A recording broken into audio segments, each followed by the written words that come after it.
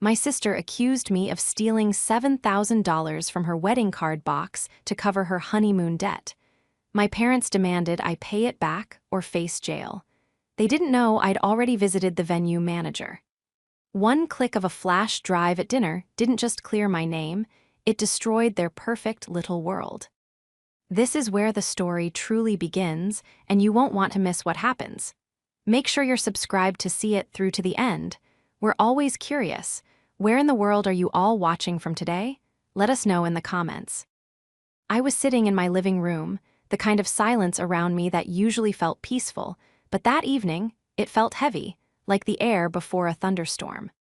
I was still recovering, physically and emotionally, from the sheer exhaustion of the weekend. My sister's wedding had been a 3-day marathon of excess, stress, and forced smiles, and I had just returned to my apartment, looking forward to a week of absolute nothingness. I had taken a few days off from my job as a forensic accountant, a career that demanded intense mental focus, and I was feeling the burnout deep in my bones. I was curled up on the sofa, a heating pad on my lower back, sipping lukewarm tea, when my phone buzzed on the coffee table. It was my father, Christopher. I frowned. We had all just said goodbye a few hours ago. The brunch had wrapped up, they had headed to the airport to see Claire and Ryan off, or so I thought, and I had driven home. A call now usually meant someone had forgotten a suitcase or a flight was delayed. "Hello," I answered, my voice raspy from lack of sleep. "Olivia." The tone of his voice made me sit up straight, the heating pad sliding off my lap. It wasn't the warm, tired voice of a father after a wedding. It was cold. It was the voice he used when he was speaking to a telemarketer or a mechanic he suspected was overcharging him. It was a voice devoid of affection. "Dad, is everything okay? Did Claire and Ryan get off all right?" "Don't," he snapped. The single word was like a whip crack. "Don't pretend, Olivia. I am sitting here with your mother and your sister. We are at the house. Claire didn't get on the plane." My heart hammered a strange rhythm against my ribs. "Why? What happened? Is she sick?" "She's sick, all right," Christopher said, his voice shaking with a suppressed rage I had never heard directed at me before. Sick that her own sister would do something this low. "The card box, Olivia. The envelope box from the reception." I blinked, confused. "What about it?" "It's empty," he said. "Well, not empty. The cards are there. But the cash, the checks, every single envelope that had money in it was opened and stripped. Claire did a count just before they left for the airport because they wanted to deposit the cash for the exchange rate in Bali. $7,000, Olivia. $7,000 is gone." "That's awful," I gasped, my mind instantly racing through the security protocols of the venue, my professional brain kicking in. "Okay, well, the venue has insurance, and we need to call the police immediately to file a report so." "Stop it," he roared. I flinched, pulling the phone away from my ear. "Stop the act. Claire saw you. She saw you near the table while everyone was lining up for the sparkler exit. You were the only one near the gift table for 20 minutes. And Susan saw you putting a thick white envelope into your purse before you left." "Dad, that was my parking validation and the thank you note Claire gave the bridal party," I protested, my voice rising in panic. "I didn't touch the box. I wouldn't touch the box." "Claire is in tears," he shouted over me. "Her honeymoon is ruined because of you. She knows you've been jealous of this wedding for months. She knows you think they spent too much. So you decided to teach them a lesson. You decided to tax them." "I am not jealous. I helped pay for the flowers," I screamed back, tears stinging my eyes. The accusation was so sudden, so ludicrous, I couldn't process it. "We know you're struggling, Olivia," Christopher said, his voice dropping to a condescending, icy calm that was somehow worse than the shouting. "We know city life is expensive, but stealing from your sister on her wedding day, that is a sickness." "I am not struggling. I make 6 figures, Dad. I don't need Claire's money." "Then you should have no problem paying it back," he said finality. "We expect the full $7,000 transferred to Claire's account by tomorrow morning. If it's not there, I am not just cutting you off, Olivia. I will support Claire in filing a police report against you. Do not test me on this." The line went dead. I stared at the phone, the silence of the apartment rushing back in, but now it wasn't peaceful. It was suffocating. My hands were trembling so hard I dropped the phone onto the rug. I felt the bile rise in my throat, a physical rejection of the reality I had just been thrust into. It wasn't just the accusation, it was the readiness. They didn't ask me if I saw anything. They didn't ask if I knew what happened. They decided, instantly and without a shred of doubt, that I was a thief. The betrayal cut deeper than any knife. It was a precise, surgical removal of my place in this family. I spent the next hour in a state of paralysis.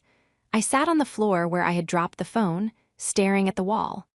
My mind, usually so adept at following money trails and spotting discrepancies in ledgers, was short-circuiting. The emotional weight of my father's words pressed down on me like a physical burden. "Claire saw you."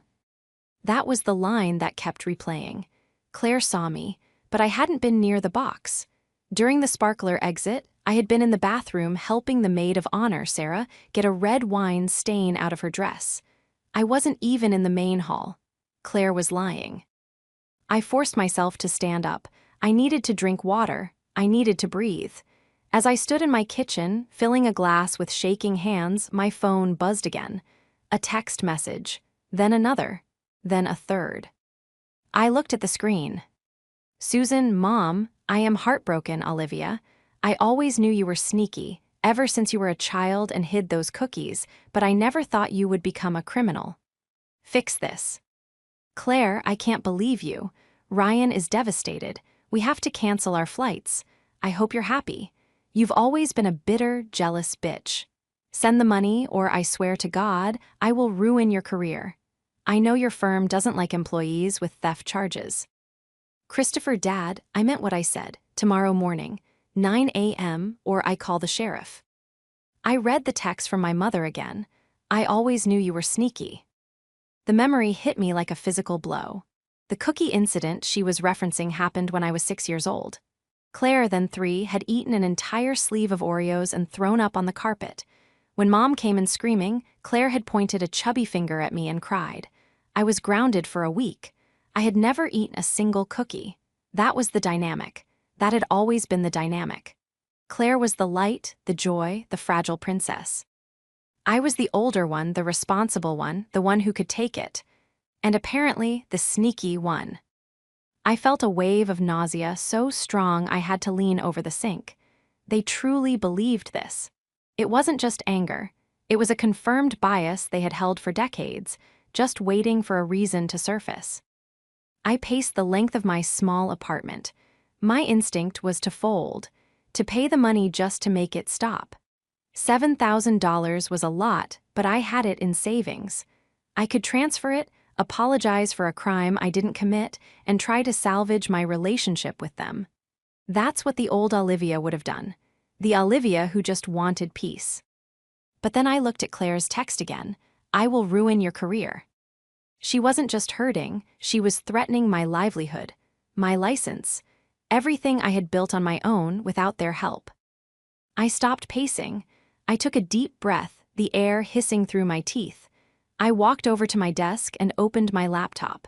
I wasn't a scared little girl anymore. I was a forensic accountant. I uncovered fraud for a living. I dealt with liars who were far more sophisticated than my sister and her husband. I logged into my email and found the correspondence chain from the wedding planning. Because, of course, I had been the one to handle the venue contract initially. Claire had been too overwhelmed with the dress shopping, so I had put down the deposit on my credit card, which they eventually paid back, partially, and I had been the point of contact for the logistics. I pulled up the contract for the Grandview estate. It was a high-end, historic venue. Expensive, exclusive, and because of the valuable art on the walls and the historic nature of the property, highly secured. I scanned the clauses: liability, catering, noise ordinance. There it was, Clause 14B, security and surveillance. For the protection of the property and guests, The Grandview estate maintains 24-hour high-definition video surveillance of all public areas, including the foyer, ballroom, and gift intake areas. Footage is retained for 30 days. A cold, hard resolve settled in my stomach, replacing the nausea. My family thought they had me cornered. They thought I was the same scapegoat I had been at 6 years old, defenseless against Claire's crocodile tears. They were so busy constructing their narrative of the jealous, stealing sister that they had forgotten one crucial thing. I didn't just attend the wedding, I read the fine print. I picked up my phone. I wasn't going to call my dad. I wasn't going to call Claire. I dialed the number for the venue manager, a woman named Linda whom I had befriended during the months of planning. It was late, but I knew she often worked in the office until midnight after weekend eve. NTS. The phone rang twice. Grandview Estate, Linda speaking. Linda, it's Olivia, Claire's sister. Olivia, hi honey. Did you leave something behind? We have a pair of sunglasses here that might be yours. No, Linda, I said, my voice steady, cold, and professional. I didn't leave anything, but apparently something was taken. I need you to do me a massive favor. I need you to pull the footage from camera 4, the one facing the gift table, between 9:00 p.m. and 10:30 p.m. last night. There was a pause. Is everything okay? Is this a police matter? Not yet, I said, eyeing the clock. But it might be. Can you send me the file? I'm the contract holder on file, remember? Technically, yes, your name is on the main agreement, Linda said slowly. Okay, give me 10 minutes. I'll email you a secure link. Thank you, Linda. You have no idea what you just did for me. I hung up and sat back in my chair. They wanted a fight. They wanted to talk about who was sneaky. I stared at the black screen of my laptop, waiting for the email notification. They had no idea what was coming. While I waited for Linda's email, the history of my relationship with Claire washed over me, a montage of sacrifices that had gone unnoticed. I was 29. Claire was 26, 3 years difference, but it felt like a generation. I was the practice child, the one my parents learned on. They were strict with me about grades, curfews, and money. By the time Claire came along, they were tired, or maybe they were just charmed. Claire was beautiful, charismatic, and demanding. She had a way of looking at you with wide, watery eyes that made you feel like a monster if you denied her anything. Growing up, if she broke a toy, she got a new one. If I broke a toy, I was told to take better care of my possessions. When I was in college, I worked 2 jobs to pay for my tuition so I wouldn't have to ask Mom and Dad for loans. When Claire went to college, Dad paid her rent for a luxury off-campus apartment because the dorms gave her anxiety. And I had accepted it. I loved her. She was my little sister. I defended her. When she got into credit card debt at 22, I gave her $2,000 to pay it off so Dad wouldn't find out. When she crashed her car because she was texting, I drove her to work for 3 weeks. But the shift happened when she met Ryan. Ryan was 30, a consultant with a vague job description, a leased BMW, and a smile that didn't reach his eyes. He was obsessed with image. From the moment he entered the family, he amplified Claire's worst traits. Her desire for nice things turned into a hunger for status. Her occasional selfishness turned into entitlement. The wedding planning had been a nightmare. Claire and Ryan wanted a $50,000 wedding on a $20,000 budget. My parents, Christopher and Susan, had dipped into their retirement savings to help. I had paid for the florist and the DJ as a gift, totaling nearly $4,000. But it was never enough. I remembered a dinner 2 weeks before the wedding. Ryan had been complaining about the cost of the honeymoon, a luxury tour of Bali. It's just ridiculous, Ryan had said, stabbing at his steak. We deserve a break. I mean, with the stress of this wedding, we should be going away for a month, not 10 days. Maybe you could scale back the floral arrangements, I had suggested gently. Ryan had looked at me with a sneer. Easy for you to say, Olivia. You live like a monk. Claire has standards. We aren't going to have a trashy wedding just because you think we should save pennies." Claire had laughed. "Yeah, Liv, don't be such a buzzkill. We'll get a ton of cash gifts. Everyone knows the rule is to cover your plate plus extra. We're inviting 200 people. We'll probably profit." We'll probably profit. The words echoed in my head now. That was their mindset. The wedding wasn't a celebration of love, it was a fundraising event. They had counted that money before it was even in the box, and now that they had likely overspent on something else, or perhaps the guests hadn't been as generous as they hoped, they were panicking. And who was the easiest target to fill the gap? The sister with the good job and no husband to defend her. The sister Mom already thought was sneaky. The email notification pinged. From Linda at Grandview Estate subject. Requested footage, camera 4. My heart hammered against my ribs. This was it. I clicked the link. The video player opened. The footage was crisp, high-definition black and white night vision, but the reception hall was well lit enough that it was in color. The time stamp read 9:15 p.m. I watched. There was the table, the white satin box with the slot in the top. Guests were mingling in the background. At 9:22 p.m., I saw myself walk past the table. I paused. My heart stopped. Did I touch it? No. I adjusted a picture frame that had fallen over next to the bow. X smiled at a passing waiter and kept walking toward the restrooms. I was in frame for maybe 6 seconds. I fast-forwarded. 9:45 p.m. The DJ announced the sparkler exit setup. The room began to clear out. At 9:52 p.m., the room was nearly empty. Then movement. 2 figures walked into the frame. They moved quickly, purposefully. They didn't look like thieves sneaking in from the outside. They looked like they owned the place. One of them was wearing a white wedding dress. I hit pause. I zoomed in. It was Claire, and right next to her, holding a large tote bag that usually held her change of shoes, was Ryan. I pressed play. I watched as my sister, the weeping victim, the heartbroken bride, lifted the lid of the box. It wasn't locked. The decorative latch was just for show. She began grabbing handfuls of envelopes. She was ripping them open, frantically. Ryan was standing guard, looking toward the door. He said something to her. She snapped back, shoving cash into the tote bag. She threw the empty envelopes back into the box, but then Ryan shook his head.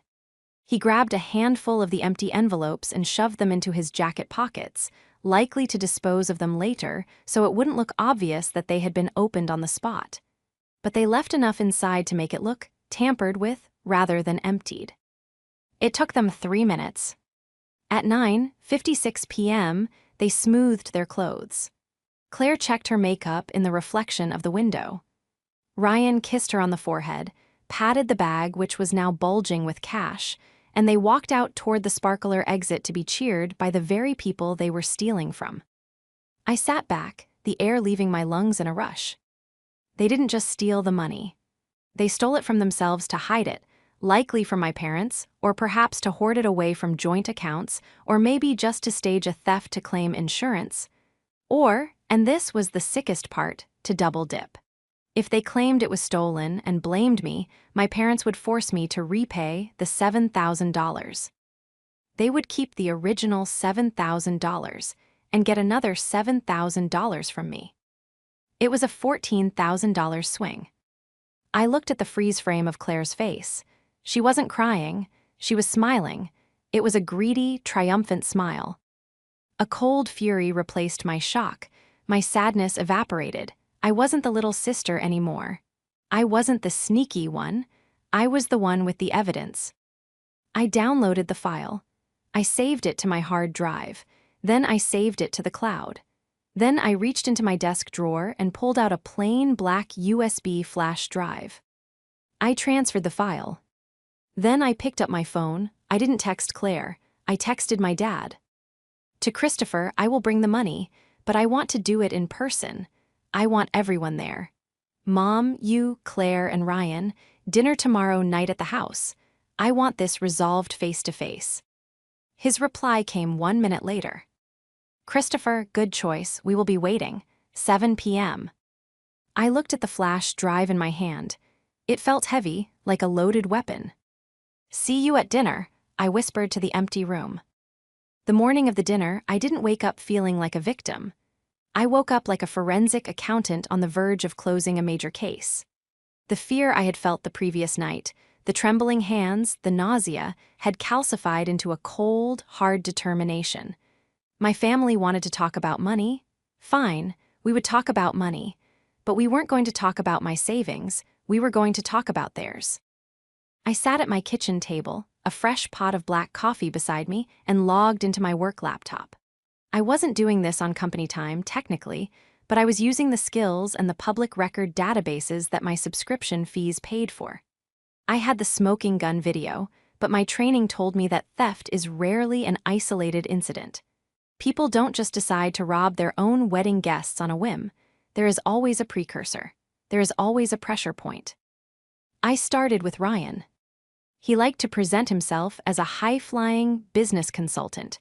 He drove a leased BMW 5 Series. He wore a Rolex that I had always suspected was a high-quality replica.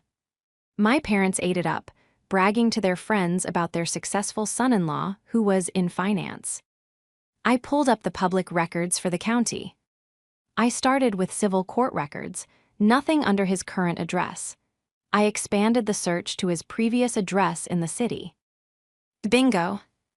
2 years ago, a judgment for $4,500 from a landlord for unpaid rent and damages. It was listed as satisfied only 6 months ago. Interesting, who paid that off? I dug deeper. I checked the UCC filings, Uniform Commercial Code. These are public records that lenders file when they have an interest in personal property, usually for business loans or high-risk personal loans. There was a filing from 4 months ago. The creditor wasn't a bank. It was a company called QuickCap Solutions, LLC. A quick Google search revealed they were a IG Interest, short-term lending agency, a predatory lender. The kind you go to when the banks have already said no. The secured collateral listed? Future receivables. It was a business loan, but for a consulting firm that had no website, no LinkedIn presence, and its registered address was a P.O. box at a UPS store. The amount financed, $15,000. I leaned back, sipping my coffee. Ryan was drowning. He had taken out a high-interest loan 4 months before the wedding. Why? To pay for the ring? To pay for the deposit on the BMW? It didn't matter. What mattered was that the payments on a loan like that would be aggressive, weekly draws. If he missed them, they would come after him hard. Then I looked at Claire. My sister had a job as a marketing coordinator. It paid decent money, maybe $55K a year. But her credit report, which I couldn't access legally without permission, wasn't necessary to see the pattern.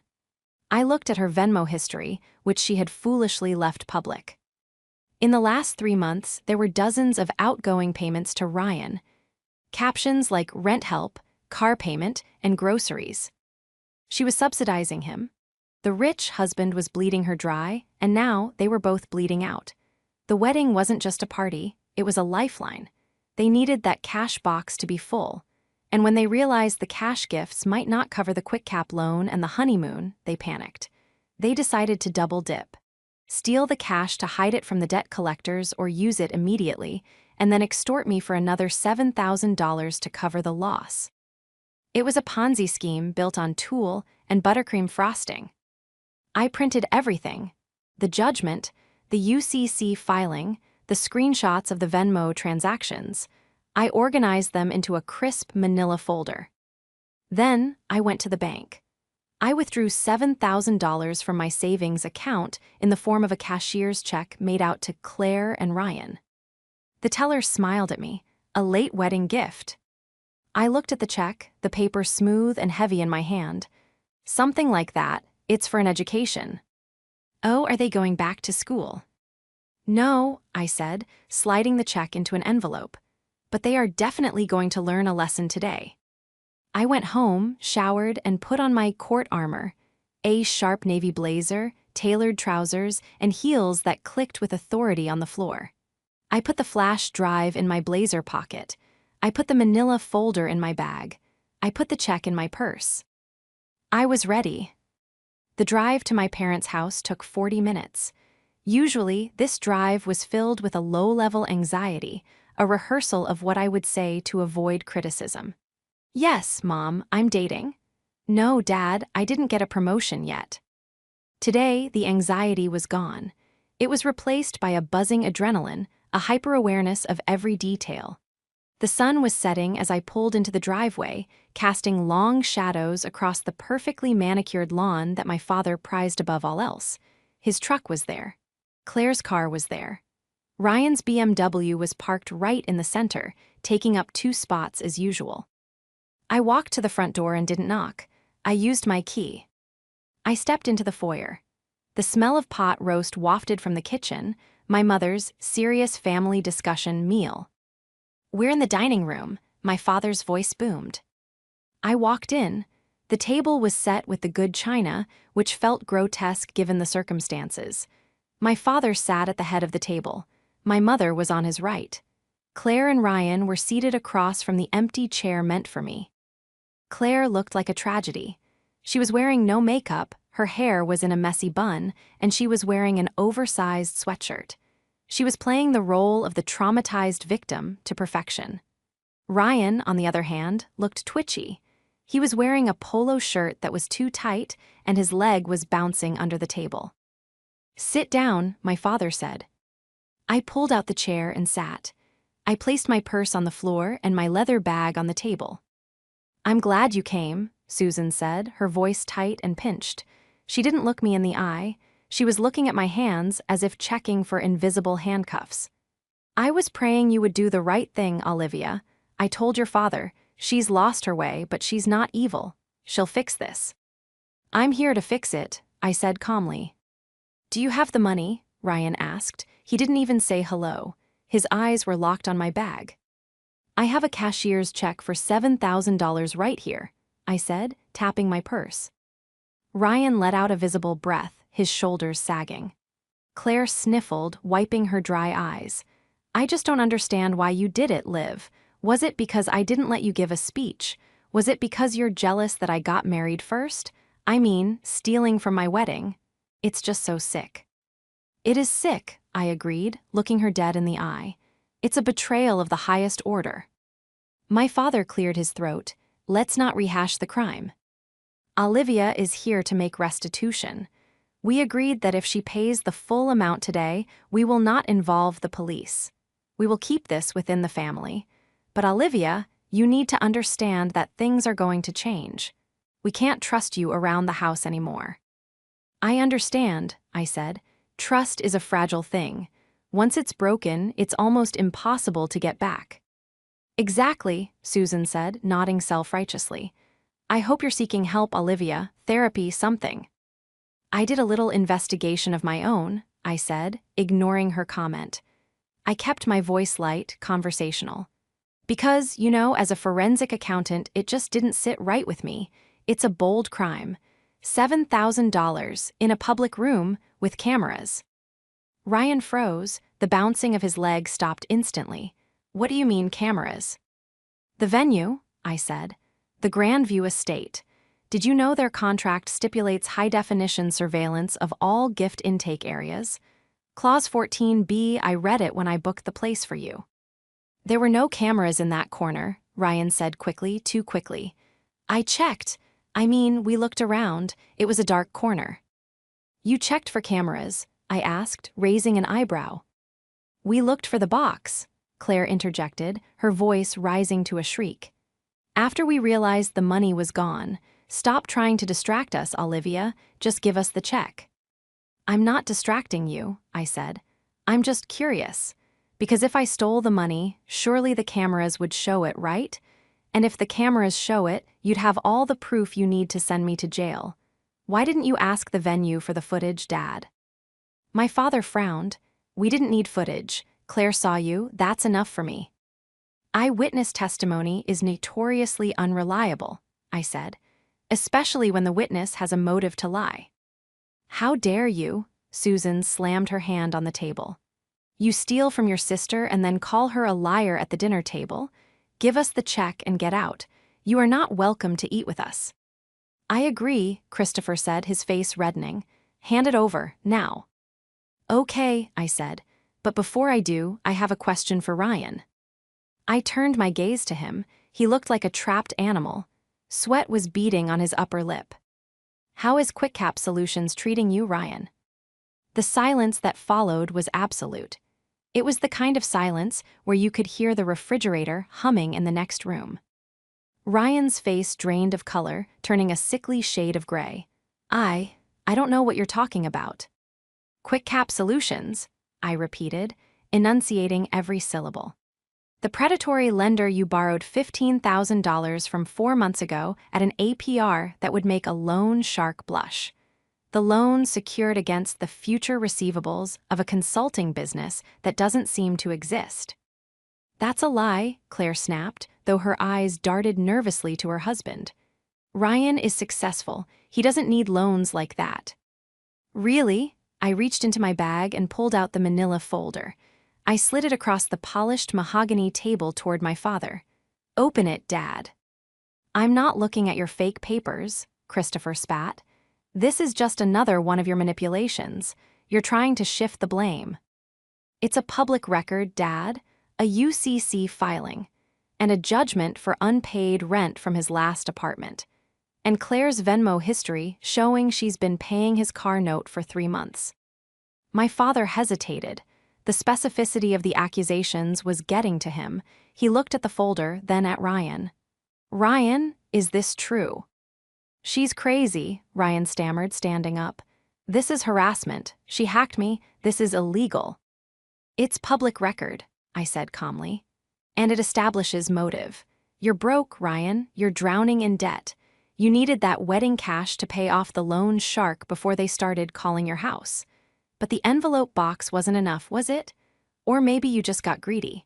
Why settle for $7,000 when you can steal $7,000 and then guilt-trip your wife's family into giving you another $7,000? Shut up, Claire screamed. She stood up too, knocking her chair back. You are just jealous because I have a husband who loves me and you're alone. You're trying to ruin my marriage because you're miserable.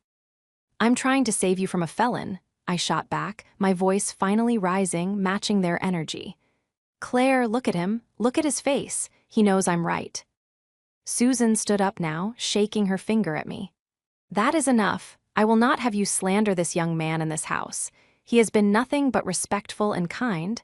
You are projecting your own failures onto him. I want you to leave. Leave the check and get out. I don't want to see you until you've apologized.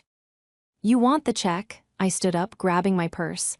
I have it, it's right here. I pulled out the envelope. Ryan's eyes locked onto it.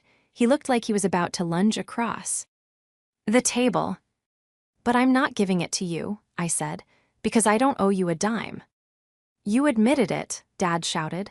You said you brought the money. I brought the money to show you that I could pay it if I wanted to show you that $7,000 is not a life-changing amount of money for me. But for them, I pointed at Claire and Ryan, it's everything. Get out, my father roared, pointing at the door. I am disowning you, Olivia. You are finished in this family. Fine, I said. Disown me. But before I walk out that door, you are going to watch one thing. You said Claire saw me at the table. You said I was the only one there. She saw you, Susan cried. Then you should have no problem watching the video of the actual theft, I said. I walked over to the large flat-screen TV mounted above the fireplace. It was the pride and joy of my father's living room. What are you doing? Claire asked, her voice suddenly small. What video? The security footage from the Grandview estate, I said, reaching into my pocket and pulling out the black flash drive. Camera 4. 9:52 p.m., the exact moment the money disappeared. Don't plug that in, Ryan said, his voice low and threatening. He took a step toward me. Sit down, Ryan, I warned, my voice icy. Or I call the police right now and show them the footage instead. My father looked between me and Ryan. The confidence in his eyes was faltering. He saw the fear in Ryan's posture. He saw the panic in Claire's eyes. "Let her play it," Christopher said quietly. "Bob, no," Susan protested. "It's just going to be some trick." "I want to see it," Christopher said, his voice hardening. "If she's lying, we'll know in 10 seconds. Play it, Olivia." I plugged the drive into the USB port on the side of the TV. The screen flickered to life. The folder popped up. I selected the file labeled Evidence Cam 4, MP4. The loading circle spun for a second. "Prepare yourselves," I said, stepping back from the TV so they had a clear view. Because sneaky doesn't even begin to describe what you're about to see. The room was dim, illuminated only by the cold, blue light of the 60-inch television screen. I stepped to the side, leaning against the mantel of the fireplace, my arms crossed. I watched them watch the screen. It was a surreal moment, seeing my family, my tormentors, frozen in a tableau of impending doom. On the screen, the timestamp read 9:51:45 p.m. The reception hall was largely empty, the tables cluttered with empty glasses and crumpled napkins. The DJ's lights were still swirling in the background, casting long, moving shadows across the dance floor. "This is ridiculous," Claire muttered, her voice trembling. She had sat back down in her chair, perhaps seeking stability, and picked up her fork, stabbing nervously at a piece of roast beef on her plate as if eating would normalize the situation. "There's nothing to see. You're just wasting our time." "Just watch," I said softly. At 9:52, 10 p.m., the movement started. Two figures entered the frame from the left, moving with a quick, furtive urgency that was unmistakable. The camera angle was high, looking down at the gift table, but the resolution was crystal clear. It was Claire, and it was Ryan. My mother gasped. It was a sharp intake of breath that sounded like she had been punched in the gut. Christopher leaned forward, his eyes narrowing, his mouth slightly open. On screen, Claire, wearing her custom-altered Vera Wang gown, looked around the room. She wasn't looking for guests to thank. She was checking the sightlines. Ryan stood with his back to the table, acting as a lookout, his head swiveling left and right. "That's," my father whispered, "that's you." "No," Claire whimpered. She was staring at the screen, her face pale. The fork in her hand was shaking violently. On the video, Claire reached for the box. She didn't treat it with the reverence of a bride appreciating gifts. She attacked it. She flipped the lid open. Her hands, manicured and ring-clad, dove into the pile of envelopes. We watched in high-definition silence as she began ripping them open. She wasn't reading the cards. She wasn't looking at the heartfelt messages from aunts and cousins. She was tearing the paper, extracting the cash and checks, and tossing the cards back into the box. "Hurry up," Ryan seemed to mouth on the screen, turning to help her. He grabbed a handful of envelopes, stuffing some into his jacket pocket and ripping others open, shoving the cash into the tote bag Claire was holding open. The greed on their faces was palpable. It wasn't just desperation, it was a frenzied, ugly avarice. They looked like vultures picking at a carcass. At 9:54:30 p.m., Claire held up a thick envelope, likely from my grandmother, and pulled out a stack of $100 bills. She kissed the money, actually kissed it, then she shoved it into the bag. In the dining room, the silence was shattered by a single metal. Lick-clang. Claire dropped her fork. It hit the fine china plate with a sound that rang like a gunshot in the quiet room. She didn't pick it up. She just stared at the image of herself kissing the stolen cash, her mouth agape, her eyes wide with a horror that had nothing to do with remorse and everything to do with being caught. "You," Susan's voice was a whisper, barely audible. She turned her head slowly to look at her golden child. "You stole it." "It's not what it looks like," Ryan shouted, jumping up from the table. He pointed at the screen. That's out of context. We were just moving it for safekeeping." "Moving it?" I asked, my voice cutting through his panic. "By ripping open the envelopes, by stuffing the cash into a gym bag and leaving the cards behind, by kissing the money, Claire." "We were going to deposit it," Ryan yelled, sweat now pouring down his face. We didn't want it to get stolen. So you took it for safekeeping, Christopher said, his voice rising, a deep, rumbling baritone of fury. And then, you called me. You called me and told me Olivia stole it. You told me you saw her. Claire stammered. She looked from the TV to our father. Daddy, please, you don't understand, the pressure. The wedding costs so much. You lied to me, Christopher roared, slamming his fist onto the table. The glasses rattled. You looked me in the eye, crying, and told me your sister was a thief. You tried to make me have her arrested. It was Ryan's idea, Claire screamed, the dam finally breaking.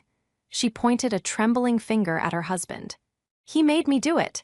He said we needed the money for the loan sharks. He said if we didn't pay them, they would take the car. He said blaming Olivia was the only way to get double.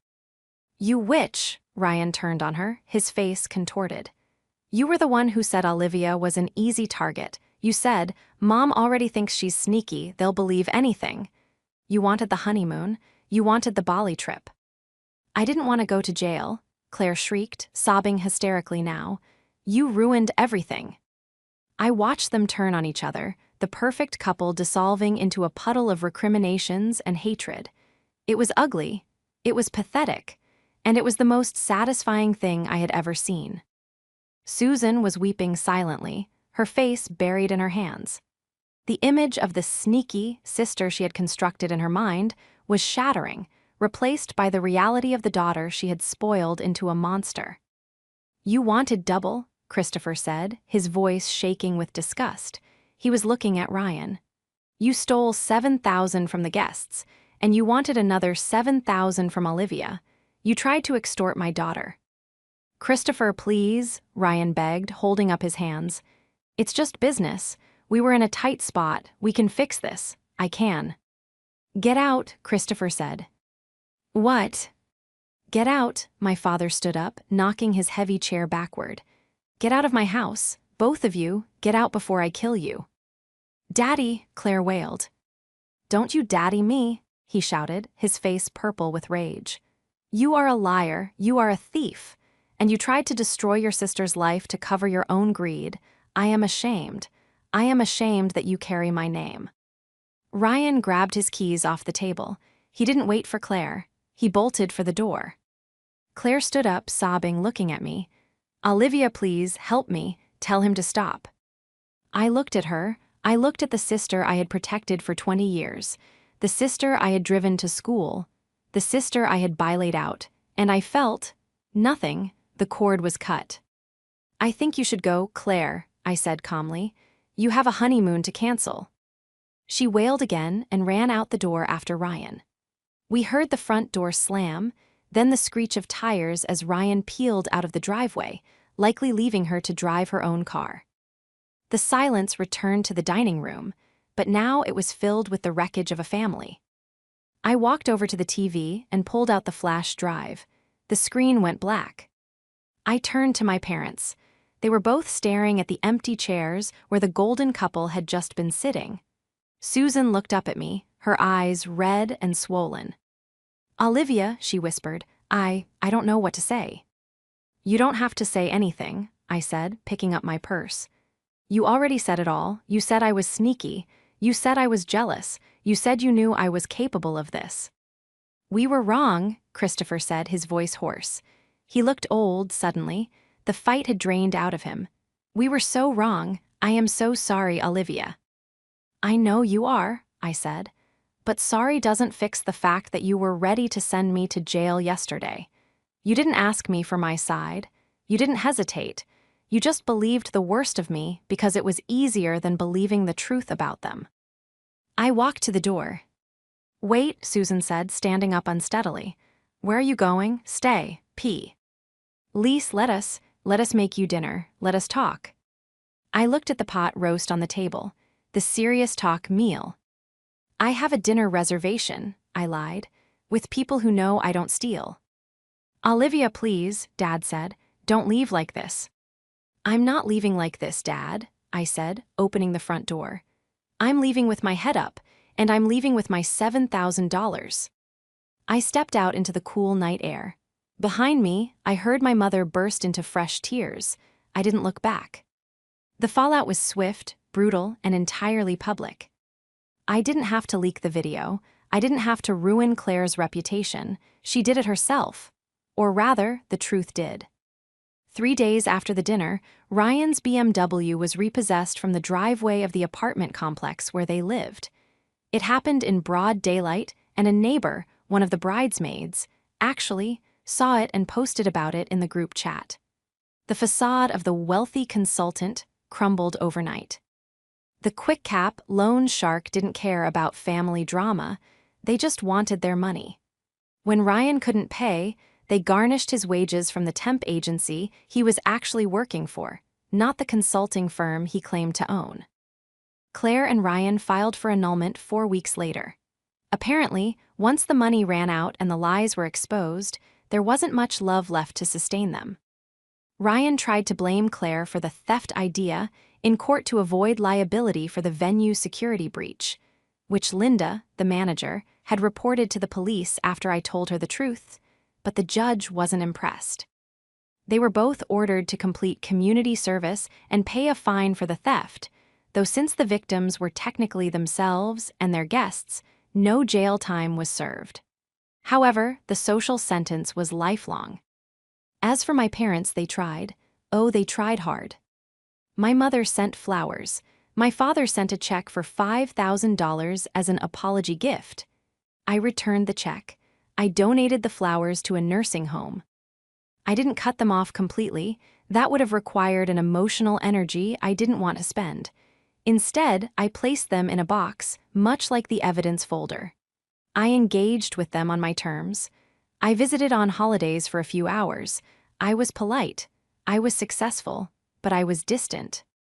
The dynamic had shifted permanently. They no longer criticized my career or my single status. They walked on eggshells around me, terrified that I would leave again. They had lost their golden child, and they knew they were one wrong move away from losing their spare. Susan eventually admitted to me, months later, that she had started therapy. She told me she was working on understanding why she had pitted us against each other. I wanted Claire to be the version of me that was happy, she said, and I wanted you to be the version of me that was strong. I punished you for your strength. It was a start, but forgiveness is a long road, and I wasn't in a rush to walk it. 6 months later, I was promoted to senior partner at my firm. The celebration dinner was at a high-end steakhouse downtown. I invited a few friends and colleagues. As we were ordering, my phone buzzed. It was a text from Claire. Claire, hey Liv, I know you hate me, but I'm really struggling. Ryan left me with all the debt. I'm living in a studio apartment and eating ramen. Can I borrow $500 just for groceries? I promise I'll pay you back. I looked at the message. I remembered the little girl who ate the cookies and blamed me. I remembered the bride who kissed the stolen money. I remembered the sister who told me she would ruin my career. I didn't feel anger, I didn't feel pity, I just felt clarity. I typed a reply. Me, I think you should ask Mom and Dad. They always had a soft spot for your stories. Then I blocked the number. I put the phone face down on the table and looked up at my friends. The waiter arrived with a bottle of champagne. What are we celebrating specifically? One of my colleagues asked, raising her glass. I smiled, a genuine, unburdened smile that reached my eyes. We're celebrating balance, I said, clinking my glass against hers. And the fact that the ledger is finally clear.